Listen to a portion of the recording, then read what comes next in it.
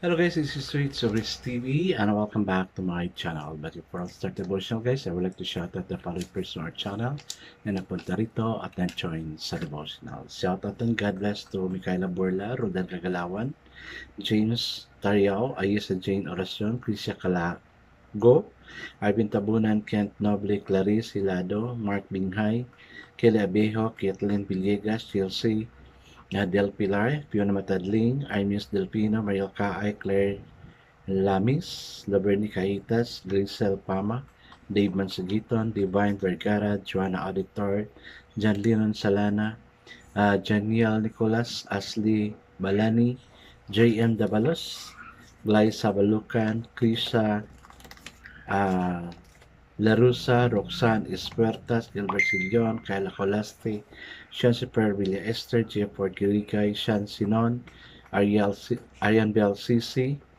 Kian Bautista, Rachel Obogon, Mary Divine Baer, Giselle Bersaga, Rachel Mariano, Janeline Solon, Lovelyn Soliana, Salos Chano, Keith Maureen Lasanas, Jasmine Limbago, Kirby Balyaser, Turks TV, Daryl P.S., Stevie Ortez, Regine Tabuyan, Hernani Mag-abo, Gina Soberano, Johnny Abiden, Marian K. Moreno, Grantiel Puertas, James Alcontin, Francis J. Canoy, Ian Coaton, Claire Cablanca, Richelle Ann Kanda, Dojilian Istopel, Jalaika Portugana, Connie Vlog, Michael Aburita, Heart Ponsalan, Jens TV, Retro Vlog, Ping Bertolpo, SSC TV of Korea, Queenie Amorio, Danny Escibor, and Ryan FX. God bless us all, guys.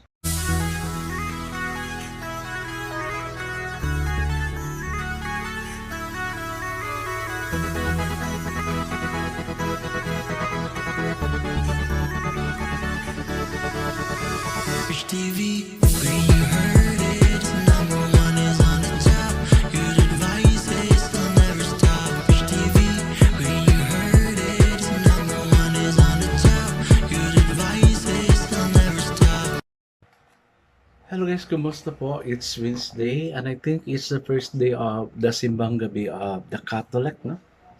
In order for that to be 10 days of Christmas ba yan or 15? Hindi ko na napansin kung ilan days yan, no? But at least you started it right with God, no? Before Christmas. Tayo rin, may mga designs din tayo na ganyan, no? So, uh, join na lang kayo dito sa devotional Derivos TV. Guys, I'm so sorry I cannot talk well kasi may singaw ako kasi that time I eat chicharon, baboy. na nakagat ko yung dila ko kaya may singaw ako. I guess it's not proceed to devotional. Let's open the Bible to 1 Corinthians chapter 15 verses 12 to 19.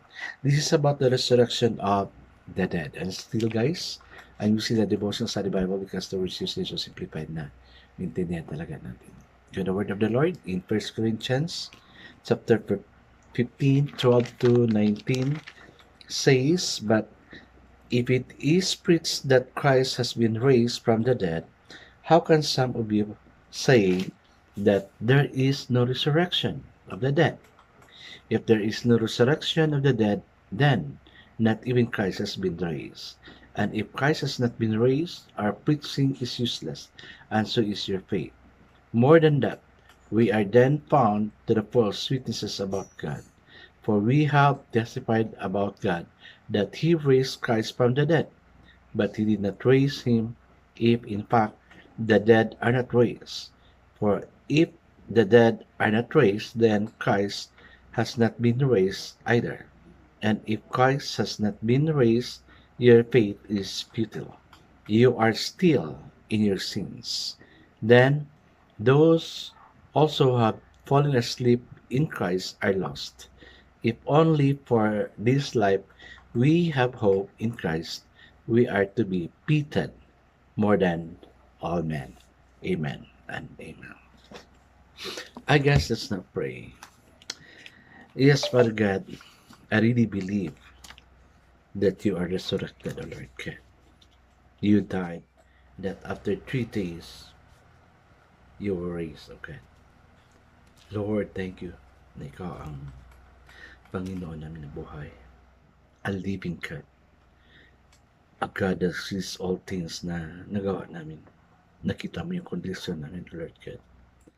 Maawa ka, O God. We pray to please lead us also, Lord God, to have life everlasting. Lead us to be with you always, O God. Bless each one na dito ngayon, O Lord God. Bless the family they are representing, that we may all grow unto you. Yes, Lord, we commit all these things to you. In Jesus' name we pray. Amen and amen. Our focus verse for this evening, guys, is found in 1 Corinthians chapter 15, verse 16, and it says, "For if the dead are not raised, then Christ has not been raised either." So the title of our devotion for this evening, guys, is "As Christ is, so shall we." Can we be good Christians without believing in the resurrection of the dead? Does it really matter whether we are disembodied spirit in heaven or have new bodies on earth, as long as we are with God and not in hell? The Corinthian believers in Christ's resurrection, yet some were saying there is no resurrection from the dead other than Christ. Other believers that the resurrection was that mere reanimation of the corpse. So then, only the soul is good and immortal, as the Greek thought. So for it to have the weaknesses of a physical body again was unappealing. Paul's argument that denying the resurrection of believers is denying the resurrection of Christ lack force unless we imbibe an important truth. Christ was embraced solidarity with humanity, so that he wants his character and experiences to be ours also. Since Christ was resurrected, then believers will also be resurrected. His character will also be our character. What Christ did in this world should also be what we are doing.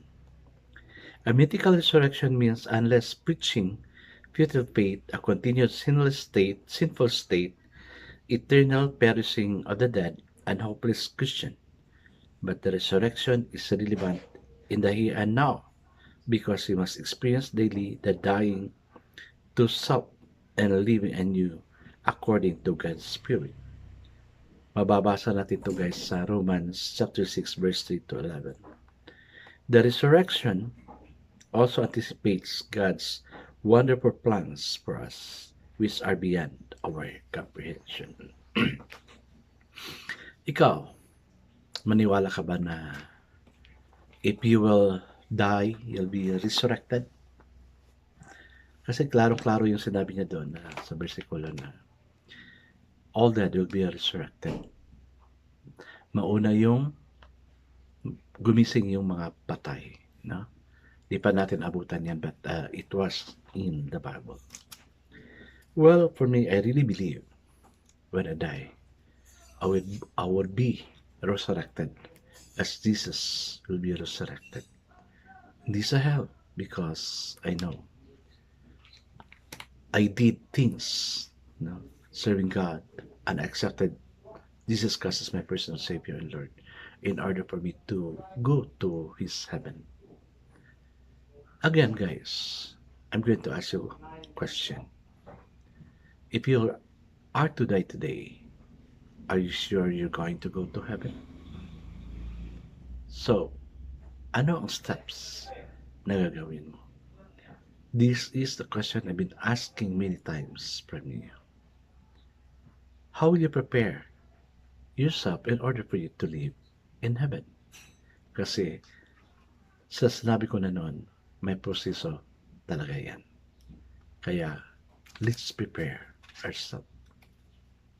I guess let's not pray. Father God, we thank you that you are God, O Lord. A God who is so concerned about us. Teach us to live a life pleasing to you, that when time will come, we will be with you in eternity. and that is in heaven. Guide us, O God. Lead us, O Lord. In Jesus' name we pray. Amen and amen. Guys, there's a verse here in John 11:25. It says, I am the resurrection and the life. He who believes in me will live even though he dies. And that's what I'm claiming sa sinabi ko kanina. Though I die, I will really live after that because of Jesus. God bless us all, guys, because I know God surely blesses 10 times better. This is again, this is Rich TV. Kita-kita na tayo muli at hanggang sa muli. Paalam!